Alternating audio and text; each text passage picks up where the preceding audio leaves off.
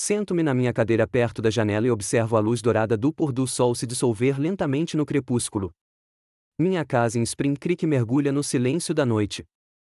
O silêncio que tem sido meu fiel companheiro desde que Elaine deixou este mundo. 8 anos se passaram, e ainda viro a cabeça por hábito quando ouço um som como o de seus passos. Meus 68 anos parecem especialmente pesados hoje, talvez por causa da mudança no tempo. Meus joelhos nunca cedem diante da chuva que se aproxima. Ou talvez por causa da carta do banco na mesa de centro. Mais uma declaração que me lembra a rapidez com que minhas economias estão se esvaindo. Sempre fui cuidadoso com o dinheiro. 35 anos como avaliador de seguros me ensinaram a enxergar riscos onde outros viam oportunidades. Elaine às vezes brincava com minha meticulosidade, chamando-me de homem da calculadora. Mas foi essa característica que nos permitiu economizar o suficiente para garantir uma velhice tranquila e deixar algo para nossa única filha, Mercy. O toque do telefone interrompe meus devaneios. O nome dela aparece na tela, papai. Oi. A voz de Mercy soa suave, quase gentil, apenas quando ela precisa de alguma coisa. Como você está se sentindo? Estou bem, querida. Minhas costas estão um pouco doloridas, mas é normal. Você precisa se mexer mais, papai. Por que não entra na piscina? Você passa muito tempo sozinho em casa. Quase sorriu. A preocupação dela é sempre prática. Se eu for mais ativo e saudável, isso a poupará de ter que se preocupar comigo. Ou, mais precisamente, de fingir que está preocupado.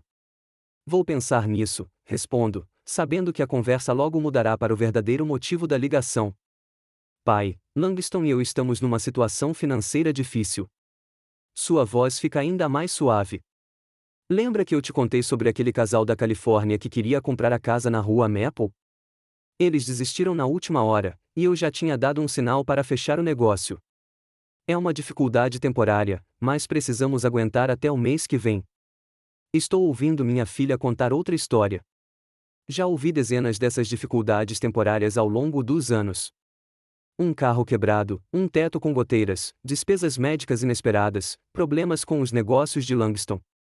A cada vez, o valor aumenta um pouco e as promessas de pagamento se tornam cada vez menos convincentes. De quanto você precisa desta vez? Pergunto, interrompendo seu monólogo.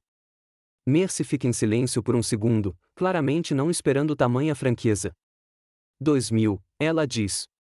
2,5, no máximo. Pagaremos em um mês, quando o acordo com os Johnsons for fechado. Suspiro. Nós dois sabemos que não vão pagar, assim como não pagaram os empréstimos anteriores que viraram doações. Ok, vou transferir o dinheiro amanhã. Você é o melhor, papai. Sua voz imediatamente se torna alegre. Passo aqui neste fim de semana e trago aquela torta que você adora. Nós dois sabemos que ela não vem. A última vez que a Mercy esteve na minha casa foi há 2 meses, quando ela e o Langston precisavam urgentemente de dinheiro para consertar o lava-rápido. Depois da conversa, abri meu caderno. Lá, nas últimas páginas, registro todos os empréstimos que fiz para minha filha e meu genro nos últimos 3 anos. Valores, datas, promessas. A coluna de números cresce inexoravelmente. Eu costumava dizer a mim mesma que não havia problema em ajudar minha própria filha, que era meu dever como mãe e que Elaine faria o mesmo. Mas, cada vez mais, essas desculpas soavam cada vez menos convincentes. Olho fixamente para a foto na lareira, Mercy na formatura com um sorriso largo e uma ambição que parecia capaz de mudar o mundo. Quando foi que minha filha inteligente e cheia de energia se transformou em alguém para quem eu era apenas uma fonte de dinheiro? Na manhã seguinte, transfiro o dinheiro prometido e vou ao mercado comprar mantimentos.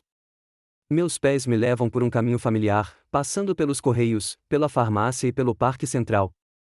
Cumprimento a senhora Greenwood, que está passeando com seu corgi, e troco algumas palavras com o carteiro, a rotina habitual de alguém cuja vida se reduziu ao ritmo de uma cidade pequena. Ao sair do supermercado com uma sacola de compras, meu celular vibra. Uma mensagem da Mercy: obrigada, papai. Você nos ajudou muito. Beijos. Em anexo, uma foto, ela e Langston sorrindo, erguendo taças de algo que parece suspeitosamente champanhe. A julgar pelo interior, eles estão em algum restaurante caro. Sinto algo me apertar por dentro. dinheiro para pagar contas urgentes e, no mesmo dia, uma comemoração em um restaurante. No entanto, essas coisas não me surpreendem mais. À noite, recebo um telefonema de Ultimate Riverter, meu velho amigo e provavelmente a única pessoa, além da minha filha, com quem mantenho contato regular. Truman, seu velho rabugento, sua voz estrondosa sempre soa como se estivesse se dirigindo a um júri. Que tal uma partida de xadrez amanhã? Comprei um novo tipo de café que você com certeza vai gostar. Utch é um advogado que nunca para de trabalhar, mesmo na sua 7ª década de vida. Nos conhecemos há 20 anos, quando ele representava um cliente cuja casa havia sido danificada por uma enchente, e eu estava avaliando os danos. Nossa amizade só se fortaleceu desde então, especialmente após a morte de Elaine. Estarei aí às 14 horas, respondi. E, desta vez, não tente trapacear movendo as peças enquanto eu viro as costas. Utch ri e desliga. No dia seguinte, estou sentada na varanda da casa de Utch. Velhas peças de xadrez de madeira estão espalhadas entre nós, com xícaras de café fumegando por perto. Distraída, faço um movimento, com meus pensamentos ainda voltados para a foto de Mercy de ontem. Você está fora de forma hoje, comenta Utch, pegando meu bispo. Você não costuma cometer erros tão óbvios. Suspiro e conto a ele sobre o último empréstimo e a foto do restaurante. Utch franze a testa. Quanto eles te devem agora? Parei de contar, respondo, embora não seja verdade. Sei o valor exato, $27.600 nos últimos 3 anos. Não é pelo dinheiro, Utch. É que eles não me veem como nada além de um caixa eletrônico. Eu te disse isso há um ano, Utch nunca hesitou em ser direto. Você é gentil demais com eles, Truman. Eles estão se aproveitando disso. Ela é minha filha, respondo, embora as palavras soem cada vez menos convincentes. Uma filha que só te vê como uma fonte de renda. Utch toma um gole de café. Quando foi a última vez que te levaram para jantar ou simplesmente passaram para uma visita sem pedir dinheiro? Não respondo porque nós dois sabemos a resposta. Eles estão te usando, meu amigo, continua Utch. E continuarão te usando enquanto você deixar. O que você está sugerindo? Estou sugerindo que você negue ajuda à sua própria filha? Estou sugerindo que você pare de chamar isso de ajuda. Não é ajudar. É explorar sua gentileza. Ajuda é quando você apoia alguém em uma situação difícil. E, a julgar pelas fotos dos restaurantes caros, eles não estão em uma situação difícil. Não digo nada, mas as palavras de Utch continuam ecoando na minha cabeça. A semana passa com as preocupações de sempre. Trabalho no jardim, leio, às vezes assisto a filmes antigos que amávamos com a Elaine. Os pensamentos sobre minha filha e nosso estranho relacionamento nunca me abandonam. Na sexta-feira, recebo uma mensagem da Mercy: pai, podemos ir aí te ver neste fim de semana? Faz tempo.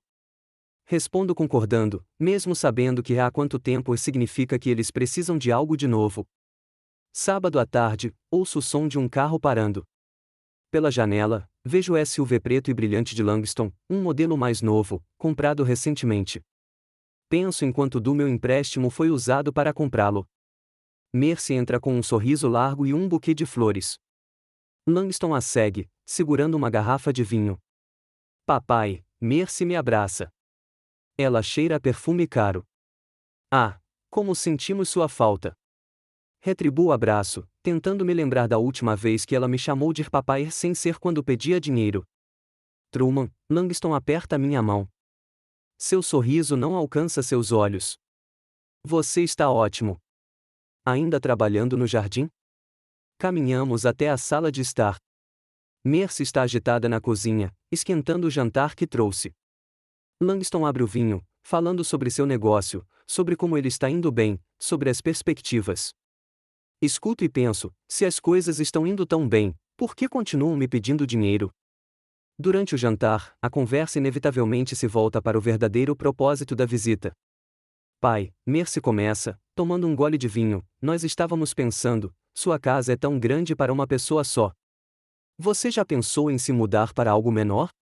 Talvez aqueles novos apartamentos de aposentadoria em Riverside. Tem um médico, uma piscina, muitas pessoas da sua idade. Ah, é isso. Uma casa. Claro, eles querem a minha casa. Uma casa de 3 quartos num bairro agradável, com a hipoteca quitada. É um ótimo ativo para vender. Estou confortável aqui, respondo calmamente. Todas as minhas memórias estão ligadas a este lugar. Mas, pai, Mercy não recua, você não pode viver de memórias. Você tem que pensar no futuro, no seu conforto. Com uma casa deste tamanho, há tanta coisa para cuidar: limpeza, reforma, jardinagem. Eu consigo, digo. E gosto de jardinagem.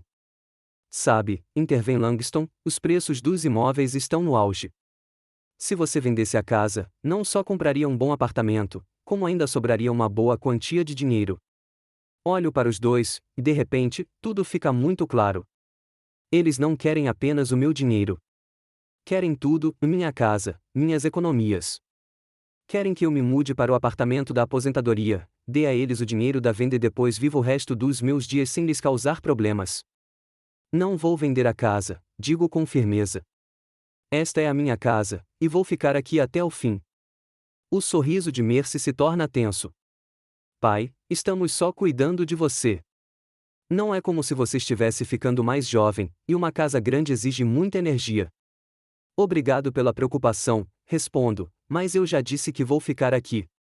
O jantar continua tenso. Mercy rapidamente muda de assunto para conversa fiada, mas percebo que ela está chateada. Langston bebe mais do que o normal.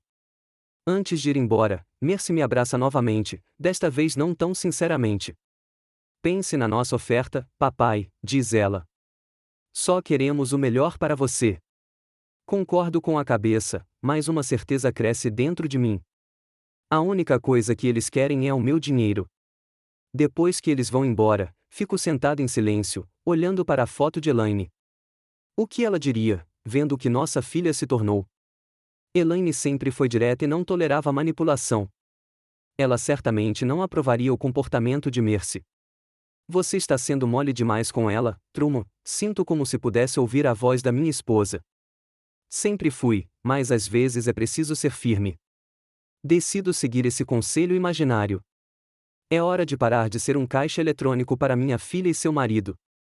É hora de resgatar minha dignidade. No dia seguinte, ligo para Ut e conto sobre a visita. Eles querem que você venda a casa, Ut bufa. Por que não estou surpreso? O que devo fazer, Ut? Pergunto. Não quero perder minha filha, mas não posso continuar vivendo assim. Você precisa estabelecer limites, Truman, diz ele. Sério. Limites financeiros claros. Chega de empréstimos. Chega de falar em vender a casa.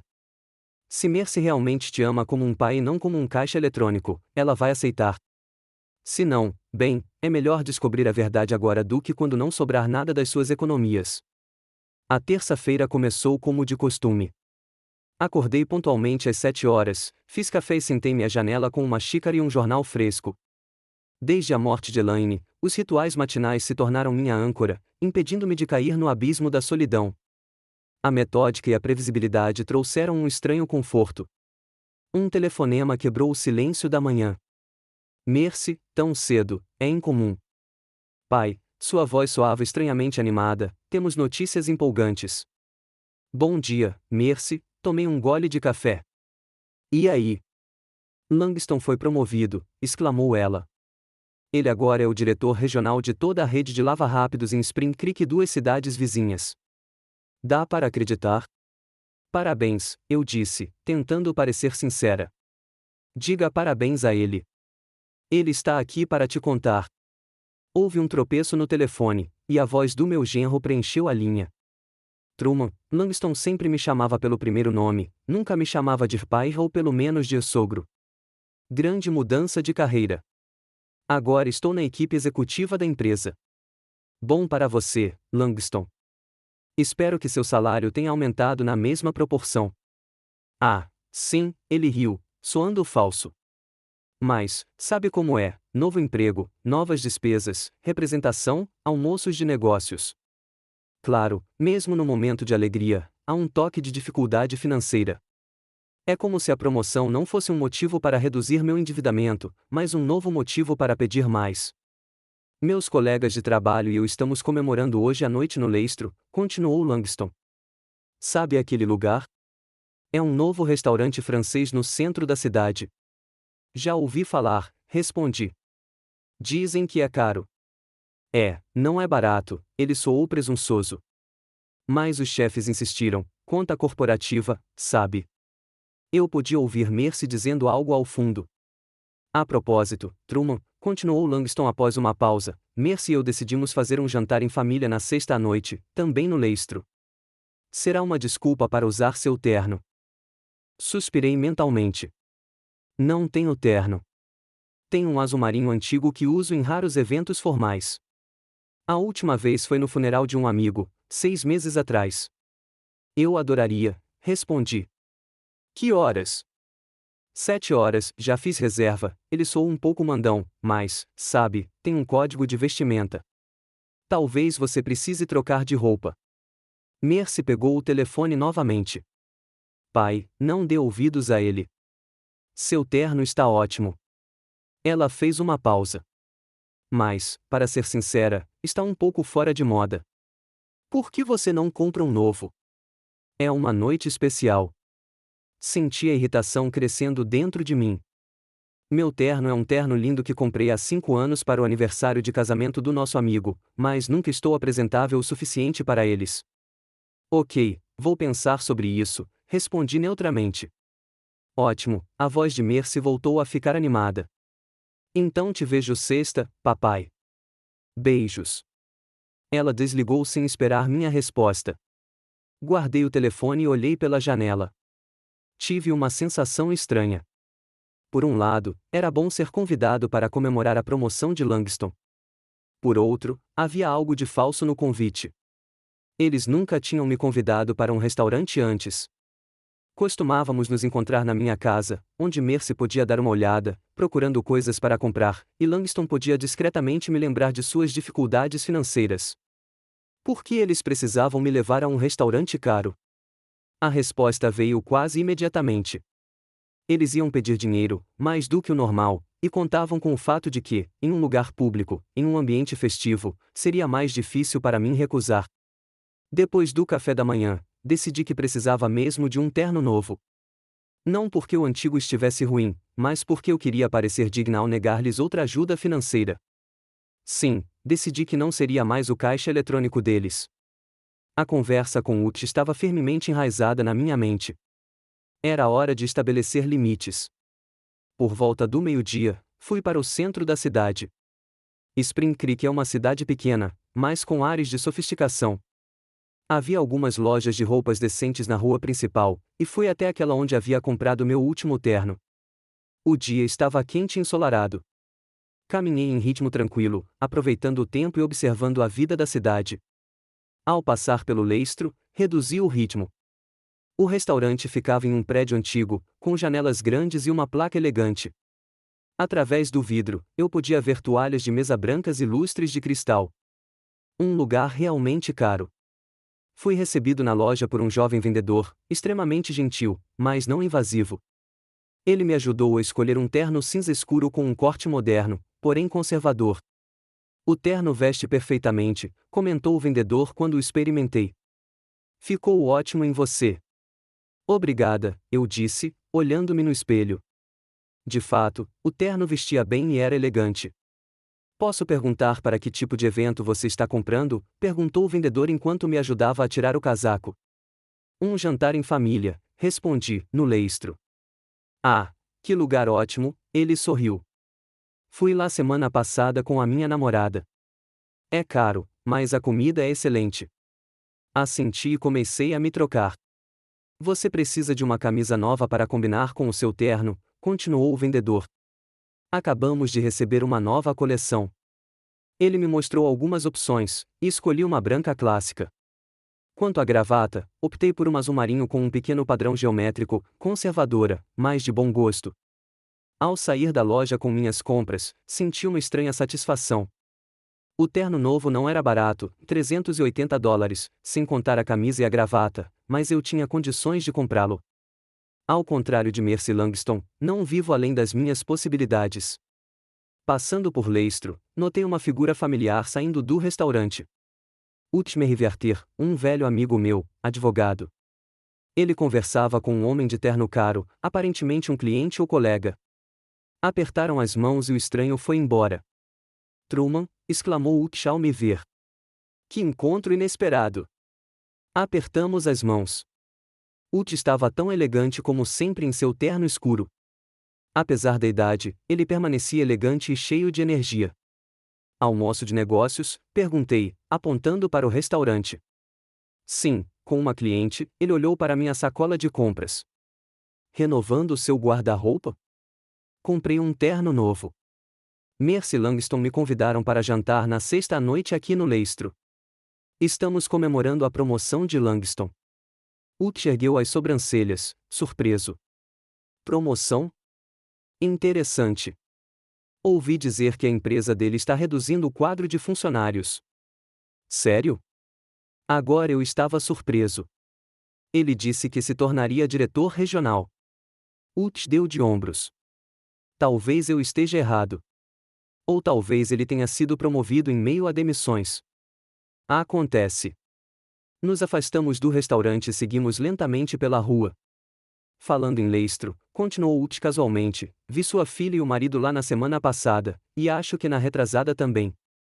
Eles estavam na companhia de algumas pessoas, rindo alto, bebendo champanhe. Parei. Tem certeza? Com certeza, Utz também parou. Costumo almoçar lá com clientes. Comida boa, localização conveniente. Sua filha e o marido parecem ter se tornado clientes regulares também. Fiquei em silêncio, digerindo a informação. Mercy e Langston são frequentadores assíduos de um dos restaurantes mais caros da cidade. Os mesmos Mercy e Langston que me imploram dinheiro para pagar contas e emergências. Eles te contaram que frequentam aquele lugar? Perguntou Utz, observando minha reação atentamente. Não, respondi. Pelo contrário, Langston tinha acabado de me dizer por telefone que era um lugar caro, e que eles só iriam lá hoje porque a empresa estava pagando. Utz cantarolou. Bem, sim, claro. A empresa paga pelos jantares semanais com champanhe. Seguimos nosso caminho lentamente. Eu senti a raiva crescendo dentro de mim. Não porque frequentam restaurantes caros, é direito deles. É por causa das mentiras, porque me pedem dinheiro para necessidades básicas e o gastam em luxos. Sabe, Truman, Utz pôs a mão no meu ombro, faz tempo que eu queria te contar. Sua filha e o marido se aproveitam da sua gentileza. Eles só veem você como uma fonte de dinheiro. Eu sei, respondi baixinho. Estou começando a perceber isso. O que você vai fazer? Olhei para a sacola com o terno novo na minha mão. Vá àquele jantar. Vou ouvir o que eles querem e depois vou dizer que não serei mais o caixa eletrônico deles. Utz assentiu em aprovação. Já era a hora. Mas esteja preparado para o fato de que eles não vão aceitar isso de braços cruzados. Pessoas acostumadas a parasitar os outros raramente abandonam seus hábitos facilmente. Chegamos a uma encruzilhada onde nossos caminhos divergiram.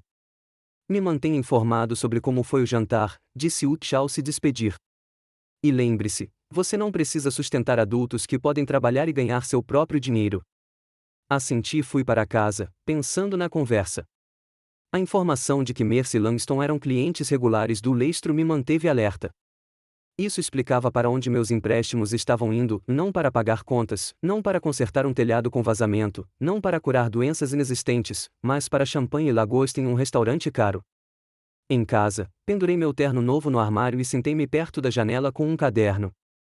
Comecei a escrever tudo o que queria dizer à minha filha e ao meu genro, sobre como não posso e não serei mais o caixa eletrônico deles, sobre como as mentiras e manipulações deles me machucam, sobre como quero um relacionamento familiar normal baseado em amor e respeito, não em independência financeira. O que estava escrito parecia um discurso acusatório. Reli e rasguei a folha. Não, não era. Não quero um escândalo. Quero calma e limites firmes, sem emoção, sem acusações, apenas os fatos. Os dias seguintes se passaram na expectativa da sexta-feira. Ensaiei mentalmente várias vezes a conversa que teria com Mercy e Langston. Quanto mais eu pensava no comportamento deles, mais firme se tornava minha determinação de acabar com esse vício financeiro. Na quinta-feira à noite, recebi uma mensagem da Mercy: não se esqueça do jantar amanhã à noite, papai. Esperamos você às 19 horas no Leistro. Vista algo elegante. Beijos. Respondi com um breve vou usar, sem ceder ao seu tom carinhoso. Ela só usava a palavra papai quando queria alguma coisa. Na sexta-feira de manhã, acordei com uma sensação de determinação. Hoje, tudo mudaria. Hoje, eu deixaria de ser um caixa eletrônico para minha filha e seu marido. Passei o dia fazendo minhas tarefas de sempre, tentando não pensar na conversa que se aproximava. Depois do almoço, tomei banho, me barbei e comecei a me vestir. O terno novo serviu perfeitamente. Olhando no espelho, não vi o idoso curvado que costumava sentir perto da minha filha e do meu genro, mas um homem confiante. Sim, tenho 68 anos. Sim, sou viúvo, mas não sou um velho indefeso que se deixa manipular. Às 7 horas, saí de casa e entrei no carro. A noite estava quente e clara. A caminho do restaurante, pensei em como meu relacionamento com minha filha havia mudado desde a morte de Elaine. Minha esposa sempre fora forte e direta. Ela não deixava Mercy nos manipular. Você é mole demais com ela, Truman, dizia ela com frequência. Às vezes é preciso ser firme. Exatamente às 19 horas daquela noite, estacionei o carro perto de Leistro. Embora estivesse quente lá fora, senti um frio estranho por dentro, uma premonição de que aquela noite mudaria meu relacionamento com minha filha. Vesti o terno novo que havia comprado especialmente para a ocasião. E olhando meu reflexo no retrovisor, achei que estava com uma aparência decente. Pelo menos Mercy não poderia dizer que eu era um velho desleixado. O restaurante me recebeu com luzes baixas e música clássica suave. O maitre, um homem elegante na casa dos 40 anos, perguntou com um leve sotaque francês sobre minha reserva. Whitlock, 19 horas, respondi. Ele verificou a prancheta e assentiu. Sim, uma mesa para 3. Seus acompanhantes ainda não chegaram. Gostaria de esperá-los em uma mesa ou no bar? Mesa, por favor. Ele me levou a uma mesa perto da janela. Era um lugar agradável com vista para a praça central da cidade, onde as luzes da noite já estavam acesas. Sentei-me, pedi uma água com gás e esperei. Às 7h20, Mercy e Langston ainda não estavam lá. Comecei a verificar meu celular. Nenhuma chamada ou mensagem perdida, nada. Atrasos eram normais para eles, mas desta vez eu estava estranhamente ansiosa. Às 7h30, meu telefone finalmente tocou. O nome da Mercy apareceu na tela. Pai. Oi. Sua voz soou abafada, como se ela estivesse falando debaixo de um cobertor. Estou com uma enxaqueca terrível. Não consigo sair da cama. Langston ficou em casa para cuidar de mim também. Vamos ter que cancelar o jantar. Me desculpe. Senti uma pontada de decepção, embora não estivesse surpresa. Era típico da Mercy cancelar planos de última hora, principalmente quando não prometia um ganho financeiro. Sinto muito que você não esteja se sentindo bem, eu disse. Você tomou seu remédio? Sim, mas não está funcionando. Estou deitada no escuro agora. É difícil até para mim falar. Para alguém que tem dificuldade para falar, ela parecia bem animada.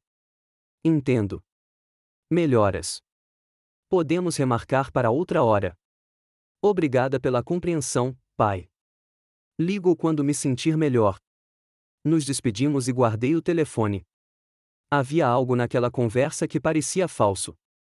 Uma enxaqueca repentina no dia em que deveríamos nos encontrar em um restaurante caro. Conveniente demais. Chamei o garçom. Desculpe, meus acompanhantes não vão poder vir. É melhor eu ir. Desculpe, senhor, respondeu ele com educada simpatia. Posso sugerir que jante sozinho? Temos uma vitela excelente com molho de trufas esta noite. Eu me perguntava, devo ir embora agora? Ou as palavras de Utch ecoavam na minha cabeça. Ele já tinha visto Mercy e Langston ali mais de uma vez. E se eles simplesmente não quisessem me encontrar? E se eles estivessem em outro restaurante agora, gastando o dinheiro que me pediram sob o pretexto de emergência? Sabe, acho que vou ficar, disse eu ao garçom. E gostaria de pedir uma taça de vinho tinto. O que você recomendaria? Excelente escolha, senhor. Posso sugerir um Merlot dos anos 2000. Uma safra excelente. Concordei, embora não entendesse muito de vinho. Elaine e eu raramente nos dávamos a tais luxos. Quando o garçom saiu, comecei a olhar o cardápio. Os preços eram impressionantes. O prato principal custava em média $40, sem contar entradas, bebidas e sobremesas. Não era de se admirar que Mercy e Langston precisassem constantemente de empréstimos, já que frequentavam lugares como aquele com frequência. Fiz meu pedido e fiquei sentado, saboreando meu vinho, observando os outros clientes. O restaurante estava enchendo aos poucos, casais elegantes, grupos de empresários, algumas famílias com filhos crescidos, todos bem vestidos e confiantes. Eu me sentia um pouco deslocado, mas meu novo terno me dava mais confiança. Já se passaram cerca de 40 minutos. Eu já estava terminando meu prato principal quando os notei. Pela grande janela do restaurante, vi o familiar SUV preto de Langston entrando no estacionamento. Meu coração disparou. Será que eles realmente decidiram vir, apesar da enxaqueca da Mercy? Observei-os saindo do carro. Mercy estava deslumbrante num vestido preto justo. Nenhum sinal de enxaqueca. Langston, como sempre, estava num terno caro. Conversaram animadamente sobre alguma coisa, rindo. Depois, deram as mãos e caminharam em direção à entrada do restaurante. Senti uma onda de raiva crescendo em mim. Eles mentiram para mim, cancelaram nosso encontro sob falsos pretextos e agora apareceram aqui pensando que eu não estava. Mercy e Langston entraram no restaurante sem me notar. Eu estava sentado num canto, parcialmente escondido por uma coluna. O maitre os cumprimentou como clientes regulares, com um sorriso de reconhecimento e uma leve reverência. Eles não deram um sobrenome nem mencionaram reservas. Ele simplesmente os conduziu a uma mesa no outro extremo do salão. Observei-os sentarem. Langston disse alguma coisa, e Mercy riu, inclinando a cabeça. Eles pareciam despreocupados, felizes, curtindo a vida, uma vida pela qual eu estava pagando em parte. Meu garçom veio me perguntar se eu queria sobremesa. Não, obrigada, respondi, sem tirar os olhos da minha filha e do meu genro. Mas eu gostaria de ir para outra mesa. Claro, senhor, qual deles? Aquele ali. Apontei para uma mesa vazia perto da Mercy Langston. E traga-me a conta, por favor. O garçom assentiu, um pouco surpreso, mas não fez perguntas. Ele me ajudou a ir para outra mesa, sem que Mercy e Langston percebessem, pois estavam muito absortos um no outro e no cardápio. Sentado à nova mesa, eu consegui ouvir a conversa deles. O que você vai pedir, querida? Perguntou Langston. E a lagosta? Faz sentido comemorar hoje à noite. Comemorar o quê? Perguntou Mercy com uma risadinha. Que nos livramos de um jantar chato com o papai. Langston baixou a voz, mas eu ainda conseguia ouvi-la. Mas o que eu quis dizer é que os Harrisons concordaram com o acordo. A comissão vai ser impressionante. Ah, isso com certeza vale a pena mencionar, exclamou Mercy.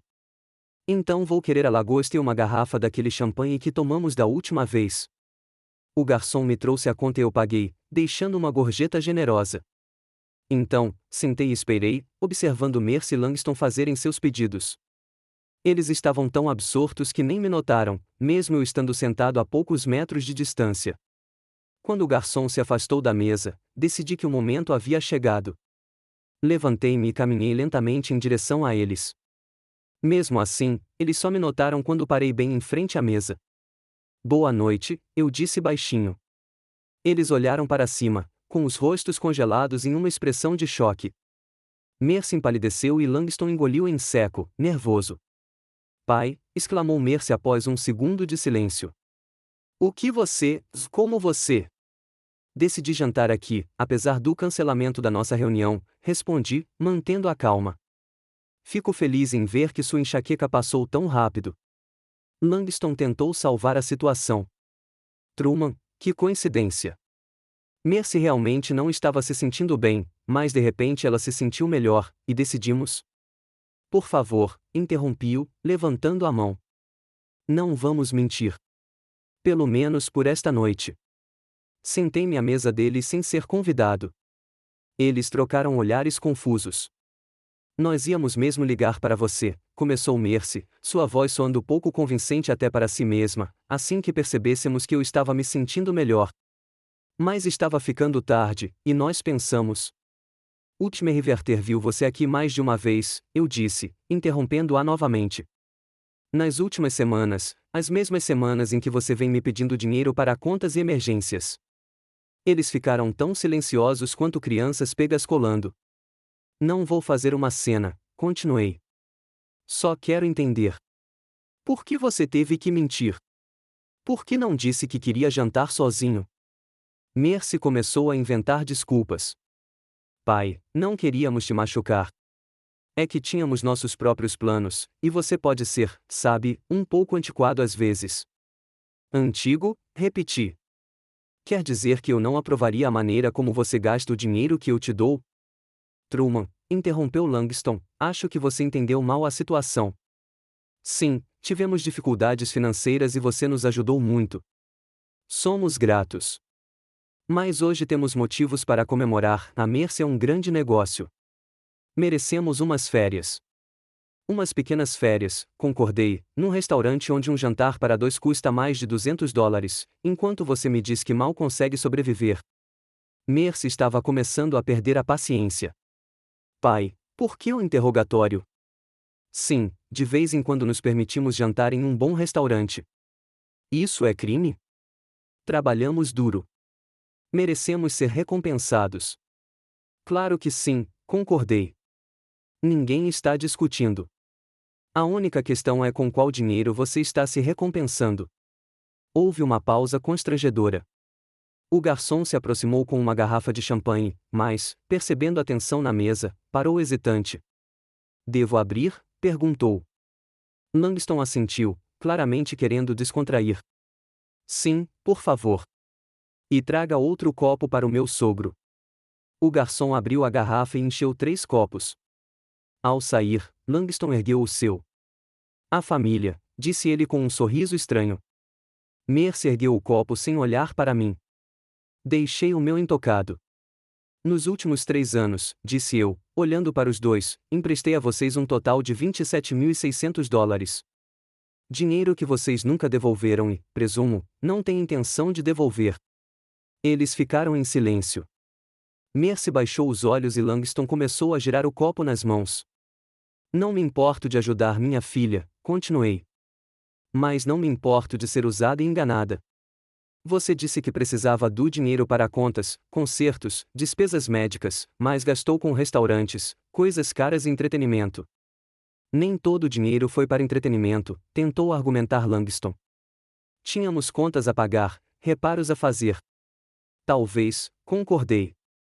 Mas o fato é que você está vivendo além das suas possibilidades, e em vez de economizar, decidiu me usar como uma fonte adicional de renda. Pai, isso não é justo, Mercy finalmente olhou para mim. Lágrimas brilhavam em seus olhos, mas eu não acreditava que fossem sinceras. Nunca consideramos você uma fonte de renda. Você é nossa família. Nós te amamos.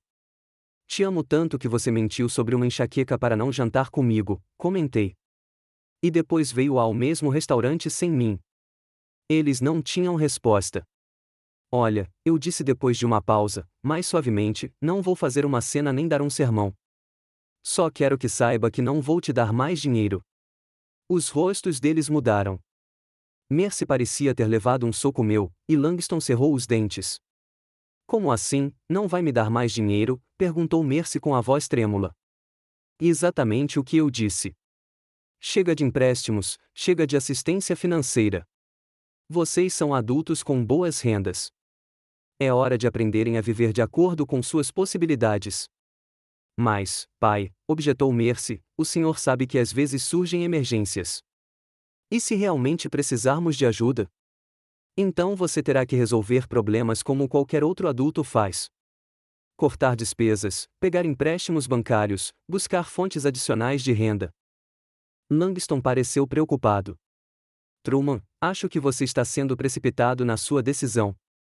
Sim, podemos não ter sido completamente honestos sobre esta noite, mas isso não é motivo para cortar laços familiares. Não vou cortar laços familiares, respondi. Só não vou mais ser seu caixa eletrônico. Ainda podemos nos ver, socializar, passar tempo juntos. Se, claro, você ainda quiser quando perceber que não vai receber mais dinheiro de mim. Mercy começou a chorar. Lágrimas de verdade ou encenação, eu não sabia mais dizer. Como você pode dizer isso? Acha que a gente só estava falando com você por dinheiro? Não foi, perguntei sem rodeios. Quando foi a última vez que você veio até mim assim, sem pedir ajuda financeira? Quando ligou para saber como eu estava, e não para me contar mais uma história sobre dificuldades temporárias? Eles ficaram em silêncio porque todos sabíamos a resposta. Tenho outra surpresa para vocês, eu disse após uma pausa. Mudei meu testamento. Minha casa inteira e todas as minhas economias serão doadas a uma instituição de caridade para idosos sem apoio familiar após a minha morte. Era algo que eles não esperavam. Mercy parou de chorar e me encarou com os olhos arregalados. Langston empalideceu. Você não pode fazer isso, sussurrou Mercy. Somos sua família, seus únicos herdeiros. Eu posso, e fiz, respondi calmamente. Encontrei-me com Ut na semana passada e finalizamos toda a papelada necessária. O testamento já está em vigor. Você nos deserdou, Langston não conseguiu esconder sua indignação, por causa de um jantar? Não por causa de um jantar, balancei a cabeça. Por causa de 3 anos de mentiras e manipulação. Porque você me via como uma fonte de dinheiro, não como um membro da família. Mercy não chorava mais. Seu rosto endurecera, quase raivoso. Você sempre foi assim, disse ela, amarga. Sempre contando cada centavo, sempre com medo de gastar demais. Mesmo quando a mamãe era viva, você controlava todas as despesas. Agora quer nos punir por querermos viver uma vida normal. Uma vida normal? Questionei. Trair seu pai, implorar por dinheiro para as contas e depois gastar em restaurantes e entretenimento é uma vida normal? Se for assim, talvez eu realmente não pertença mais a este novo mundo. Levantei-me da mesa. Eu já tinha dito tudo o que queria. Pode continuar com o seu jantar, e não se preocupe, eu já paguei a conta do meu lugar. Virei-me para ir embora, mas Langston agarrou meu braço. Você não pode simplesmente ir embora, disse ele em voz baixa. Ainda não terminamos esta conversa. Estou sim, respondi, soltando a mão. E você vai ter que conviver com isso. Dirigi-me à saída, sentindo os olhares dos outros clientes, que sem dúvida notaram nossa conversa tensa. Mas não me importei. Pela primeira vez em muito tempo, senti-me livre da manipulação, da culpa, do fardo de ser um caixa eletrônico para minha própria filha. Ao sair, respirei fundo o ar da noite. Em algum lugar no fundo da minha mente, havia a dor de perceber que minha filha, minha única filha, me via apenas como uma fonte de dinheiro. Mas junto com essa dor veio o alívio. Finalmente me defendi, estabeleci limites que deveria ter estabelecido há muito tempo. Entrei no carro e olhei meu reflexo no espelho. Um homem cansado de 68 anos me encarou. Mas havia algo novo em seus olhos, determinação, dignidade, respeito próprio. Você ficaria orgulhosa de mim, Elaine, sussurrei, pensando na minha esposa. Finalmente fiz o que você sempre aconselhou. Permaneci firme. Liguei o motor e dirigi para casa, deixando Mercy e Langston lidando com as consequências de suas mentiras. Eu sabia que aquele não era o fim da história. Eles não aceitariam a perda do caixa eletrônico e da herança tão facilmente. Mas hoje, eu havia dado o primeiro passo em direção a uma nova vida, uma vida na qual eu não me permitiria mais ser usada. Acordei mais cedo do que o habitual, bem antes do amanhecer. O sono não me trazia descanso. A noite toda, fui assombrada pelos fragmentos da conversa da noite anterior, pelos rostos chocados de Mercy Langston, pela percepção de que finalmente havia quebrado o ciclo da dependência financeira. A sensação era estranha, uma mistura de alívio, amargura e ansiedade sobre o que aconteceria a seguir. Desci para a cozinha, preparei um café mais forte do que o habitual e sentei-me perto da janela, observando os primeiros raios de sol tingirem o céu de rosa. O telefone estava mudo. Nenhuma ligação, nenhuma mensagem da Mercy. Eu não sabia se ficava feliz com isso ou preocupado. Talvez ela estivesse chocada ou brava demais para me contatar. Ou, mais provavelmente, ela e Langston estavam bolando uma estratégia para me colocar de volta na posição de caixa eletrônico da família. Por volta das 10 horas, saí para o jardim. Trabalhar ao ar livre sempre me ajudava a clarear a mente. Ocupei-me podando as rosas que Elaine havia plantado no ano anterior à sua morte. Elas sempre me lembravam dela, tão bonitas e fortes quanto ela, mas precisando de cuidado e atenção. O som de um carro parando me tirou do meu devaneio. Endireitei-me e vi a SUV preta de Langston parando em frente à minha casa. Mercy pulou do banco do passageiro sem esperar que o marido desligasse o motor. Seu rosto estava tenso, determinado. Suspirei. Estava começando. Papai, ela exclamou, caminhando rapidamente em minha direção pelo gramado, precisamos conversar. Assenti, tirei as luvas de jardinagem e coloquei a tesoura de poda na bancada. Bom dia, Mercy, Langston, acrescentei quando meu genro se juntou a nós. Truman, ele assentiu brevemente. Seu rosto, normalmente confiante, parecia tenso. Vamos entrar, sugeri. Eu ia fazer chá. Eles me seguiram até a cozinha, onde coloquei a chaleira no fogo e peguei as xícaras. Ninguém disse uma palavra enquanto eu preparava o chá. Eu sentia seus olhares nas minhas costas, impacientes, acusadores. Então, eu disse, virando-me para eles com o bule de chá na mão, sobre o que vocês queriam conversar? Mercy respirou fundo, claramente contendo as emoções. Pai, precisamos conversar sobre o que aconteceu ontem. Você tomou decisões muito sérias sob a influência da emoção. E acho que hoje, quando todos estiverem mais calmos, poderemos analisar a situação com mais racionalidade. Estou absolutamente calma, respondi, servindo o chá. E eu estava calma ontem. Minhas decisões não foram emocionais, Mercy. Foram deliberadas e comedidas. Mas deserdar a própria filha, sua voz tremeu, por causa de um mal-entendido? Isso é cruel, papai. Não foi um mal-entendido, sentei-me em frente a eles. Você mentiu para mim sobre uma enxaqueca para cancelar nosso encontro e depois foi ao mesmo restaurante sem mim. Foi uma farsa deliberada. Tudo bem, interrompeu Langston em tom conciliador, nós admitimos que erramos. Foi uma mentira idiota, e pedimos desculpas. Mas, Truman, isso não é motivo para romper o relacionamento familiar e mudar o testamento. Tomei um gole do meu chá, observando-os atentamente. Pareciam genuinamente preocupados, mas não consegui deixar de pensar que não era o fim do relacionamento que os incomodava, mas a perda do apoio financeiro. Não se trata apenas da noite passada, eu disse calmamente. Trata-se de anos de manipulação e mentiras. Do fato de você me ver apenas como uma fonte de dinheiro. Isso não é verdade, gritou Mercy, com lágrimas nos olhos. Nós te amamos, pai. Você é minha família, meu único pai. Como pode achar que só o seu dinheiro importa para mim? Porque tudo prova exatamente isso, respondi. Você só me procura quando precisa de dinheiro. Você ligou para contar mais uma história de dificuldades financeiras. Quando foi a última vez que se interessou pela minha vida, pela minha saúde, pelos meus interesses? Mercy fez cara de quem levou um tapa. Isso não é justo. Nós nos importamos com você. Sim, podemos nem sempre demonstrar isso da maneira que você gostaria, mas isso não significa que não te amamos. Além disso, acrescentou Langston, existe uma coisa chamada paternidade.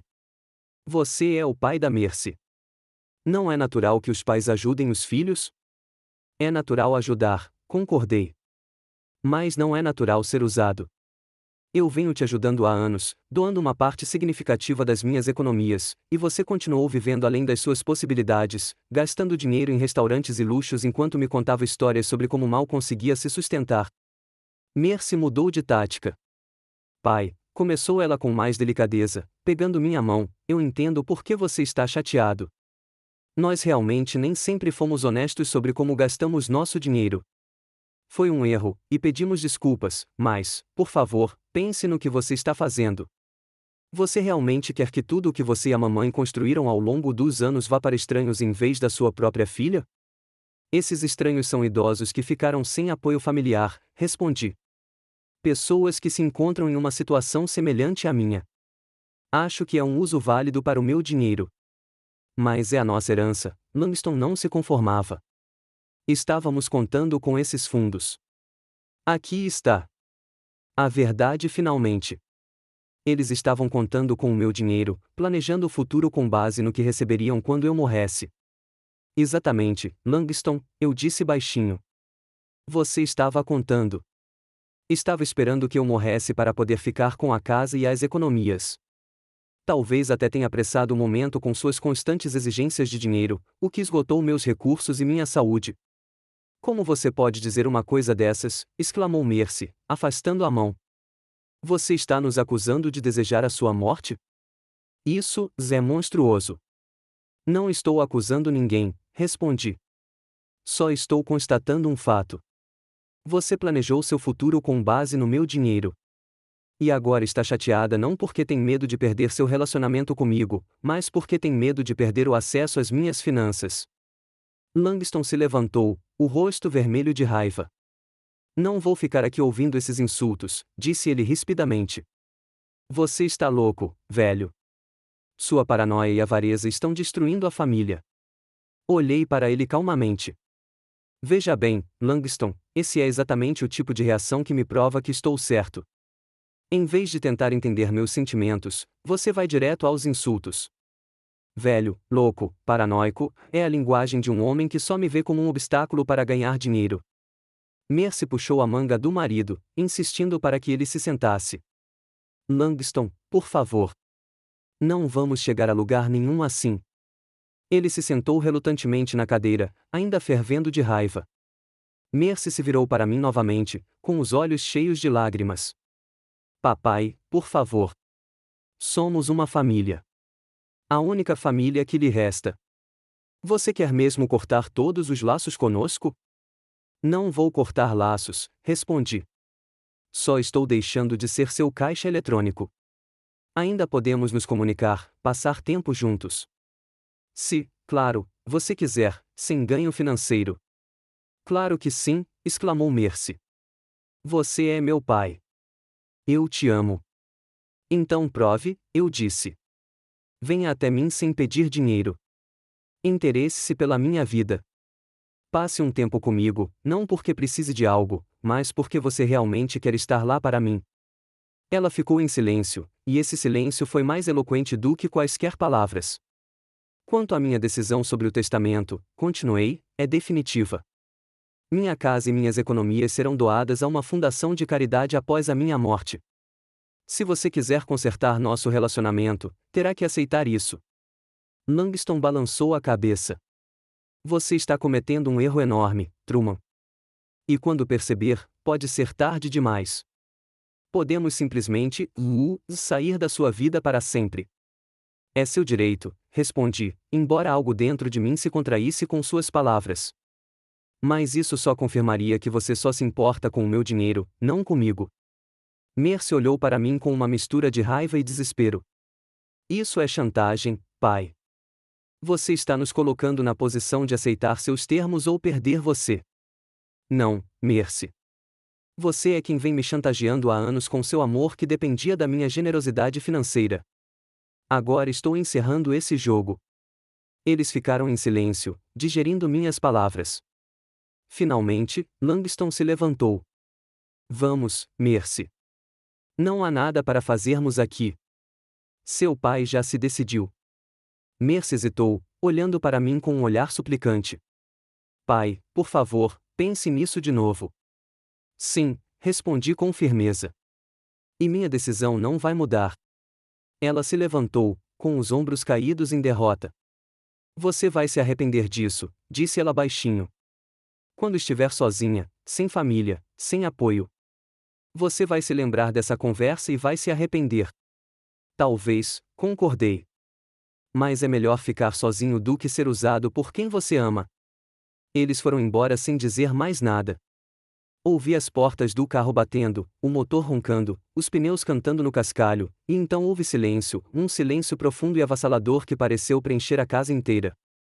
Fiquei imóvel, olhando para o chá inacabado nas xícaras de Mercy Langston.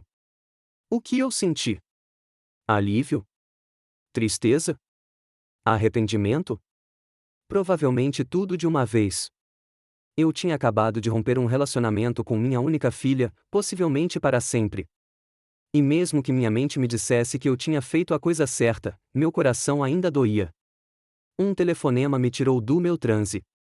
Uts. Truman, como vai? Já estive melhor, respondi honestamente. Estou ligando para saber como foi o jantar ontem à noite. Você falou com eles? Sim, eu vi. E não só ontem à noite. Eles estavam aqui agora mesmo. Contei tudo a ele, sobre como flagrei Mercy Langston no restaurante, sobre a conversa à mesa, sobre como anunciei a eles minha decisão sobre o apoio financeiro e o testamento, sobre a visita de hoje e suas tentativas de me manipular. Eles ameaçaram romper o relacionamento de vez, completei. Langston disse que eles poderiam sair da minha vida para sempre. Tomei um gole do meu chá, observando-os atentamente. Pareciam genuinamente preocupados, mas não consegui deixar de pensar que não era o fim do relacionamento que os incomodava, mas a perda do apoio financeiro. Não se trata apenas da noite passada, eu disse calmamente. Trata-se de anos de manipulação e mentiras. Do fato de você me ver apenas como uma fonte de dinheiro. Isso não é verdade, gritou Mercy, com lágrimas nos olhos. Nós te amamos, pai. Você é minha família, meu único pai. Como pode achar que só o seu dinheiro importa para mim? Porque tudo prova exatamente isso, respondi. Você só me procura quando precisa de dinheiro. Você ligou para contar mais uma história de dificuldades financeiras. Quando foi a última vez que se interessou pela minha vida, pela minha saúde, pelos meus interesses? Mercy fez cara de quem levou um tapa. Isso não é justo. Nós nos importamos com você. Sim, podemos nem sempre demonstrar isso da maneira que você gostaria, mas isso não significa que não te amamos. Além disso, acrescentou Langston, existe uma coisa chamada paternidade.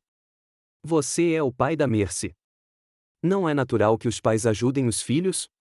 É natural ajudar, concordei. Mas não é natural ser usado. Eu venho te ajudando há anos, doando uma parte significativa das minhas economias, e você continuou vivendo além das suas possibilidades, gastando dinheiro em restaurantes e luxos enquanto me contava histórias sobre como mal conseguia se sustentar. Mercy mudou de tática. Pai, começou ela com mais delicadeza, pegando minha mão, eu entendo por que você está chateado. Nós realmente nem sempre fomos honestos sobre como gastamos nosso dinheiro. Foi um erro, e pedimos desculpas, mas, por favor, pense no que você está fazendo. Você realmente quer que tudo o que você e a mamãe construíram ao longo dos anos vá para estranhos em vez da sua própria filha? Esses estranhos são idosos que ficaram sem apoio familiar, respondi. Pessoas que se encontram em uma situação semelhante à minha. Acho que é um uso válido para o meu dinheiro. Mas é a nossa herança, Langston não se conformava. Estávamos contando com esses fundos. Aqui está. A verdade finalmente. Eles estavam contando com o meu dinheiro, planejando o futuro com base no que receberiam quando eu morresse. Exatamente, Langston, eu disse baixinho. Você estava contando. Estava esperando que eu morresse para poder ficar com a casa e as economias. Talvez até tenha apressado o momento com suas constantes exigências de dinheiro, o que esgotou meus recursos e minha saúde. Como você pode dizer uma coisa dessas? Exclamou Mercy, afastando a mão. Você está nos acusando de desejar a sua morte? Isso, é monstruoso. Não estou acusando ninguém, respondi. Só estou constatando um fato.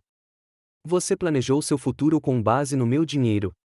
E agora está chateada não porque tem medo de perder seu relacionamento comigo, mas porque tem medo de perder o acesso às minhas finanças. Langston se levantou, o rosto vermelho de raiva. Não vou ficar aqui ouvindo esses insultos, disse ele rispidamente. Você está louco, velho. Sua paranoia e avareza estão destruindo a família. Olhei para ele calmamente. Veja bem, Langston, esse é exatamente o tipo de reação que me prova que estou certo. Em vez de tentar entender meus sentimentos, você vai direto aos insultos. Velho, louco, paranoico, é a linguagem de um homem que só me vê como um obstáculo para ganhar dinheiro. Mercy puxou a manga do marido, insistindo para que ele se sentasse. Langston, por favor. Não vamos chegar a lugar nenhum assim. Ele se sentou relutantemente na cadeira, ainda fervendo de raiva. Mercy se virou para mim novamente, com os olhos cheios de lágrimas. Papai, por favor. Somos uma família. A única família que lhe resta. Você quer mesmo cortar todos os laços conosco? Não vou cortar laços, respondi. Só estou deixando de ser seu caixa eletrônico. Ainda podemos nos comunicar, passar tempo juntos. Se, claro, você quiser, sem ganho financeiro. Claro que sim, exclamou Mercy. Você é meu pai. Eu te amo. Então prove, eu disse. Venha até mim sem pedir dinheiro. Interesse-se pela minha vida. Passe um tempo comigo, não porque precise de algo, mas porque você realmente quer estar lá para mim. Ela ficou em silêncio, e esse silêncio foi mais eloquente do que quaisquer palavras. Quanto à minha decisão sobre o testamento, continuei, é definitiva. Minha casa e minhas economias serão doadas a uma fundação de caridade após a minha morte. Se você quiser consertar nosso relacionamento, terá que aceitar isso. Langston balançou a cabeça. Você está cometendo um erro enorme, Truman. E quando perceber, pode ser tarde demais. Podemos simplesmente sair da sua vida para sempre. É seu direito, respondi, embora algo dentro de mim se contraísse com suas palavras. Mas isso só confirmaria que você só se importa com o meu dinheiro, não comigo. Mercy olhou para mim com uma mistura de raiva e desespero. Isso é chantagem, pai. Você está nos colocando na posição de aceitar seus termos ou perder você. Não, Mercy. Você é quem vem me chantageando há anos com seu amor que dependia da minha generosidade financeira. Agora estou encerrando esse jogo. Eles ficaram em silêncio, digerindo minhas palavras. Finalmente, Langston se levantou. Vamos, Mercy. Não há nada para fazermos aqui. Seu pai já se decidiu. Mercy hesitou, olhando para mim com um olhar suplicante. Pai, por favor, pense nisso de novo. Sim, respondi com firmeza. E minha decisão não vai mudar. Ela se levantou, com os ombros caídos em derrota. Você vai se arrepender disso, disse ela baixinho. Quando estiver sozinha, sem família, sem apoio. Você vai se lembrar dessa conversa e vai se arrepender. Talvez, concordei. Mas é melhor ficar sozinho do que ser usado por quem você ama. Eles foram embora sem dizer mais nada. Ouvi as portas do carro batendo, o motor roncando, os pneus cantando no cascalho, e então houve silêncio, um silêncio profundo e avassalador que pareceu preencher a casa inteira. Fiquei imóvel, olhando para o chá inacabado nas xícaras de Mercy Langston. O que eu senti? Alívio? Tristeza? Arrependimento? Provavelmente tudo de uma vez. Eu tinha acabado de romper um relacionamento com minha única filha, possivelmente para sempre. E mesmo que minha mente me dissesse que eu tinha feito a coisa certa, meu coração ainda doía. Um telefonema me tirou do meu transe. Uts. Truman, como vai? Já estive melhor, respondi honestamente. Estou ligando para saber como foi o jantar ontem à noite. Você falou com eles? Sim, eu vi. E não só ontem à noite. Eles estavam aqui agora mesmo. Contei tudo a ele, sobre como flagrei Mercy Langston no restaurante, sobre a conversa à mesa, sobre como anunciei a eles minha decisão sobre o apoio financeiro e o testamento, sobre a visita de hoje e suas tentativas de me manipular. Eles ameaçaram romper o relacionamento de vez, completei. Langston disse que eles poderiam sair da minha vida para sempre. Nós dois sabíamos que não era verdade, mas decidi não discutir. Obrigada pela informação, disse secamente. Vou me lembrar disso. Depois de conversar com Utz, senti uma estranha empolgação, uma sensação quase esquecida de antecipação por algo novo. Talvez este curso realmente abrisse um novo capítulo na minha vida. À noite, peguei álbuns antigos do sótão com fotos minhas e de Elaine viajando. Tínhamos visitado muitos museus e galerias ao redor do mundo, o Louvre em Paris, o Prado em Madrid, a Galeria Uffizi em Florença. Olhando para essas fotos, lembrei-me de como passávamos horas vagando pelos corredores, discutindo pinturas, esculturas e arquitetura. Elaine sempre foi mais instruída sobre arte, frequentemente me explicando o contexto e o significado de certas obras. Senti falta dessas conversas, do seu entusiasmo e conhecimento. Talvez este curso me ajudasse a me conectar com ela novamente, com o que amávamos juntos. Na terça-feira, 1 hora antes do início da aula, fiquei em frente ao espelho, avaliando minha aparência criticamente. Paletó de tweed, camisa branca, calça azul marinho, formal o suficiente, mas sem exageros. Eu estava tão nervoso quanto um colegial antes do primeiro dia em uma escola nova. Ridículo, se você parar para pensar. Na minha idade, com a minha experiência de vida, com medo de ir a uma aula de educação para adultos. Depois de estacionar em frente à faculdade, sentei-me no carro por um tempo, recuperando a consciência. Pela janela, pude ver pessoas de todas as idades entrando no prédio, jovens estudantes com mochilas, adultos obviamente depois do trabalho, alguns mais velhos. Eu não era o único aluno mais velho, e isso foi um pouco reconfortante. Ut me encontrou no saguão com sua energia e entusiasmo de sempre. Truman, que bom que você pôde vir. Venha, vou acompanhá-lo até o auditório e apresentá-lo ao professor Reynolds. Ele me conduziu pelos corredores da faculdade, contando-me sobre a história do prédio, os cursos ministrados ali, as pessoas que trabalham lá. Eu ouvia sem prestar muita atenção, ainda lutando contra o nervosismo. O auditório revelou-se uma sala pequena e aconchegante, com um projetor e uma tela. As paredes eram decoradas com reproduções de pinturas famosas. Havia uma mulher em pé a uma mesa perto do quadro negro, espalhando algumas folhas. Ela olhou para cima quando entramos e sorriu. A professora Lydia Reynolds era exatamente como Ut descrevera, uma mulher elegante da minha idade, com cabelos grisalhos curtos e olhos castanhos vibrantes. Ela irradiava inteligência e confiança. Lydia, Ut se dirigiu a ela, deixe-me apresentá-la ao meu amigo Truman Baxter. Ele participará do seu curso.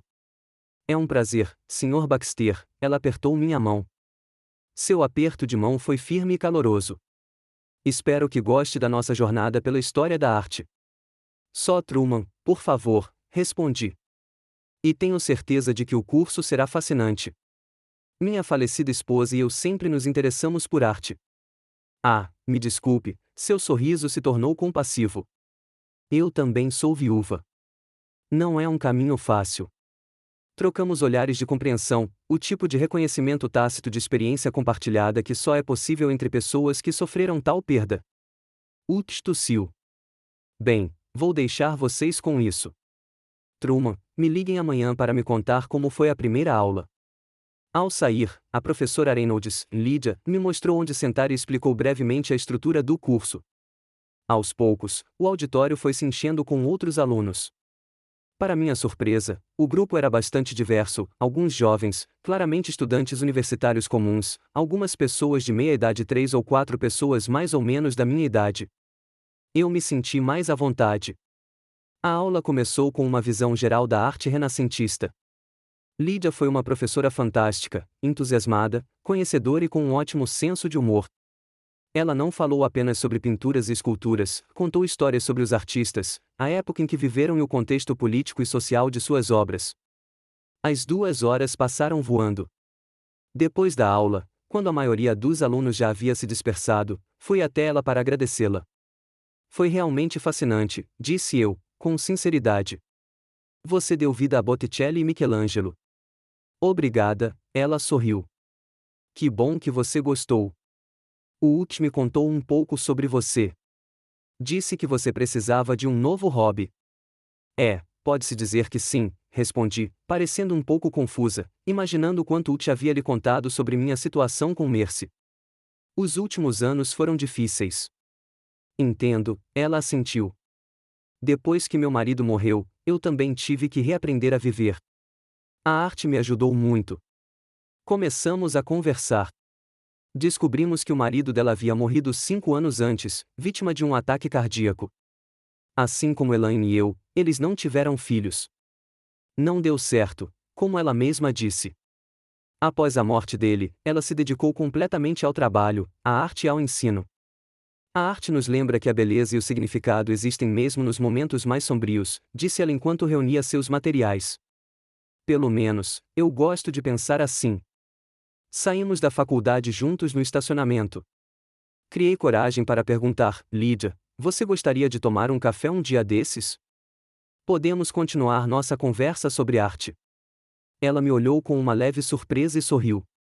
Eu adoraria, Truman. Talvez neste sábado. Trocamos números de telefone e voltei para casa sentindo que o mundo ao meu redor estava mais brilhante e interessante. Pela primeira vez em muito tempo, ansiava pelo dia seguinte. O curso de História da Arte foi a primeira de muitas mudanças na minha vida. Todas as terças-feiras, eu assistia às aulas, aos poucos conhecendo outros alunos, participando de discussões e descobrindo novos aspectos da arte que eu não havia considerado antes.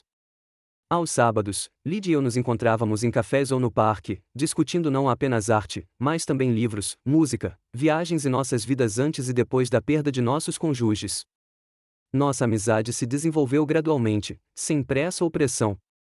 Ambas entendíamos o valor desse novo vínculo e não queríamos apressá-lo ou complicá-lo.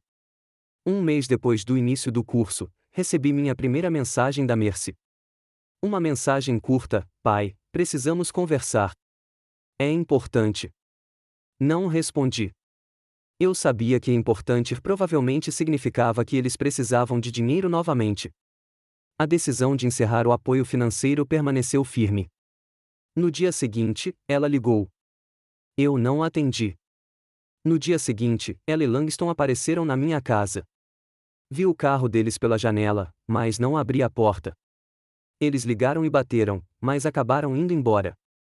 Senti uma pontada de culpa, mas sabia que estava fazendo a coisa certa. Se eles realmente quisessem consertar o relacionamento, respeitariam meus limites e minha decisão. Em vez disso, concentrei-me em novos aspectos da minha vida. Além de fazer um curso de História da Arte, entrei para um clube de xadrez local que se reunia às quintas-feiras na biblioteca. Lá, conheci várias pessoas interessantes, incluindo Norman, um ex-professor de matemática, e Howard, um militar aposentado que se tornou meu parceiro de jogo regular. Hughes ficou encantado com a minha mudança. Você é uma pessoa diferente, Truman, disse ele durante um dos nossos almoços. Mais enérgico, mais aberto.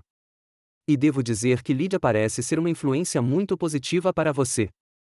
Sorri, mas não comentei sobre a última observação. Minha amizade com Lydia era algo especial, algo que eu queria manter em paz e tranquilidade, sem interferências ou expectativas externas. No início de dezembro, depois de concluir um curso de História da Arte, Lydia sugeriu que eu me juntasse a um pequeno grupo que estava planejando uma viagem de fim de semana a Nova York para visitar a exposição impressionista no Metropolitan Museum of Art. São só 4 dias, disse ela. Museus, bons restaurantes, quem sabe até um espetáculo na Broadway. O que você acha? A ideia de viajar, pela primeira vez em anos, era assustadora e emocionante ao mesmo tempo. Costumávamos viajar sempre com a Elaine. Depois que ela morreu, nunca sequer pensei em viajar para lugar nenhum. Não tenho certeza, Lydia, comecei. Pense nisso, ela me interrompeu gentilmente. Você não precisa decidir agora, mas, Truman, a vida continua, e pode ser linda se você deixar. Prometi pensar nisso, e pensei a noite toda. Antes de ir para a cama, olhei para a foto da Elaine e mentalmente pedi seu conselho. O que ela diria? Será que me condenaria por começar uma nova vida? Ou me apoiaria? Viva, Truman, senti como se pudesse ouvir a voz dela. Eu sempre quis que você fosse feliz. No dia seguinte, liguei para Lydia e avisei que estava indo. A viagem para Nova York foi minha primeira aventura de verdade em anos. Nosso pequeno grupo, e Lydia, eu, mais um casal de professores universitários e 3 alunos mais velhos, passou 4 dias inesquecíveis explorando museus, caminhando pelo Central Park, assistindo a peças de teatro e jantando em restaurantes aconchegantes. Ficamos hospedados em um hotel pequeno, mais elegante, no Upper East Side, perto dos museus. Eu tinha meu próprio quarto, mas passávamos a maior parte do tempo juntos, conversando sobre o que tínhamos visto e compartilhando nossas impressões. Na noite do último dia, depois do jantar, Lydia e eu decidimos dar uma volta pela orla. Era uma noite fria e clara. As luzes da cidade refletiam nas águas escuras do rio. Caminhamos lentamente, conversando sobre a exposição e sobre as pinturas que mais nos impressionaram. Sabe, Truman, disse Lydia, parando e olhando para o horizonte, fico feliz que Uts tenha te trazido para o meu curso. Estes últimos meses também foram especiais para mim. Eu respondi, você me ajudou a ver que a vida não acabou, que ainda há lugares para explorar, arte para entender, pessoas para formar amizades. Ela se virou para mim, com os olhos brilhando à luz dos postes de luz. Só por amizade? Meu coração batia mais rápido. Peguei a mão dela delicadamente. Talvez por algo mais. Se você estiver pronta. Estou, ela apertou minha mão. E você? Em vez de responder, inclinei-me e beijei-a suavemente. Foi um beijo simples e terno, uma promessa, o começo de algo novo. Quando retornamos a Spring Creek, eu me senti uma pessoa diferente, mais viva, mais aberta às possibilidades que a vida oferecia. Meu relacionamento com Lydia se desenvolveu lentamente, respeitando a memória de nossos cônjuges falecidos, mas com a alegria de nos descobrirmos. Eu ainda não tinha notícias da Mercy. Depois de uma tentativa frustrada de me ver em novembro, ela parecia ter desistido. Às vezes, eu me pegava pensando nela, imaginando como ela estava, o que estava acontecendo em sua vida. Mas então me lembrei dos anos de manipulação e mentiras, e a determinação permaneceu firme. Se ela algum dia viesse até mim sinceramente, sem motivos financeiros, eu estaria disposto a ouvir. Mas até então, nossos caminhos divergiram. Na primavera, Lydia sugeriu outra viagem, desta vez para a Europa, para a Itália, para ver a arte renascentista em seu ambiente nativo. Uma viagem de 2 semanas, incluindo Florença, Veneza e Roma. É caro, Truman, alertou ela, mas acho que vale a pena ver o Nascimento de Vênus, de Botticelli, e os afrescos de Michelangelo na Capela Sistina. Sorri. Sabe qual é a ironia? Durante anos, economizei dinheiro, negando-me muitas coisas para que Mercy e Langston pudessem viver em grande estilo. E agora posso gastar esse dinheiro em algo que realmente enriquecerá minha vida. Fomos à Itália em abril, quando os jardins floridos e o sol suave proporcionaram um cenário perfeito para admirar obras-primas renascentistas. Diante das pinturas originais que estudávamos no curso, senti-me quase fisicamente imerso em sua beleza e poder. Lydia, com seu conhecimento e paixão pela arte, foi a companhia perfeita. À noite, sentávamos em pequenas tratorias, bebendo vinho local, observando as pessoas passarem, conversando sobre tudo. Contei a ela mais sobre meu relacionamento com Mercy, os anos de manipulação, o término final. Ela me contou sobre seu relacionamento complicado com o irmão, que, assim como minha filha, havia apenas como uma fonte de dinheiro. Às vezes, as decisões mais dolorosas são as certas, disse ela certa noite em Veneza, enquanto estávamos sentados no terraço do nosso hotel, com vista para o Grande Canal, especialmente quando se trata de relacionamentos tóxicos. Concordei, olhando para as luzes da cidade refletidas na água escura. Sempre pensei que ser um bom pai significava doar, sacrificar, apoiar. Mas acontece que às vezes é preciso saber dizer não. Você precisa saber estabelecer limites e se valorizar, acrescentou ela, pegando minha mão. Você merece respeito, Truman. Você merece um relacionamento baseado em sinceridade e reciprocidade, não em manipulação. Naquele momento, sentado ao lado daquela mulher incrível em uma das cidades mais bonitas do mundo, percebi que ela estava certa. Eu merecia algo melhor. E, ao me livrar do meu relacionamento tóxico com minha filha, descobri um novo mundo, um mundo de arte, viagens, amizades sinceras, e talvez, um novo amor. Voltamos da Itália em maio, cheios de impressões e planos para o futuro. Lydia costumava ficar comigo, e eu às vezes dormia no apartamento dela. Não tínhamos pressa em formalizar nosso relacionamento. Ambos entendíamos o valor da independência, especialmente na nossa idade, depois de tantos anos de casamento. Em junho, quase 8 meses após o término, recebi uma carta da Mercy. Não era um e-mail, mas uma carta de verdade, entregue pelos correios. Segurei-a por um bom tempo antes de decidir abri-la. A carta era curta. Mercy escreveu que ela e Langston estavam se divorciando, que ela vinha repensando muitas coisas nos últimos meses e que gostaria de me encontrar para conversar se eu estivesse pronta. Mostrei a carta para Lydia, pedindo seu conselho. Você precisa seguir seu coração, Truman, disse ela. Mas tenha cuidado. As pessoas raramente mudam drasticamente. Decidi me encontrar com Mercy, mas em território neutro, num café no centro da cidade. Queria vê-la, ouvir o que ela tinha a dizer, mas não estava pronto para deixá-la voltar à minha vida sem a garantia da sua sinceridade. Mercy entrou sozinha. Parecia diferente, menos arrumada, mais cansada, mas, de uma forma estranha, mais real. Conversamos por um bom tempo. Ela falou sobre o divórcio, sobre como Langston a deixará endividada, sobre como estava começando a perceber o que vinha fazendo com o nosso relacionamento todos esses anos. Não estou pedindo que você me perdoe, papai, disse ela no final. E não estou pedindo dinheiro. Só queria que você soubesse que eu entendo e que sinto muito. Não acreditei nela de imediato, mas quando a reunião terminou sem um único pedido de ajuda financeira, sem manipulação, senti uma tênue esperança. Talvez ela realmente tivesse mudado. Talvez com o tempo pudéssemos reconstruir algum tipo de relacionamento, não o mesmo de antes, mas mais saudável, mais sincero. Mas isso era assunto para o futuro. E o presente estava repleto de novos amigos, novos interesses, viagens, e claro, Lídia, a vida que eu havia criado para mim quando decidi não ser mais um caixa eletrônico para minha família. Certa noite, sentado na varanda com Lídia, Uti e alguns outros amigos, percebi que estava feliz, verdadeiramente feliz pela primeira vez em anos. Eu estava livre do fardo da manipulação e havia encontrado conexões genuínas com pessoas que me valorizavam pelo que eu era, não pelo que eu podia dar a elas. No que você está pensando? Perguntou Lídia, notando meu olhar ausente. Liberdade, respondi, sorrindo para ela.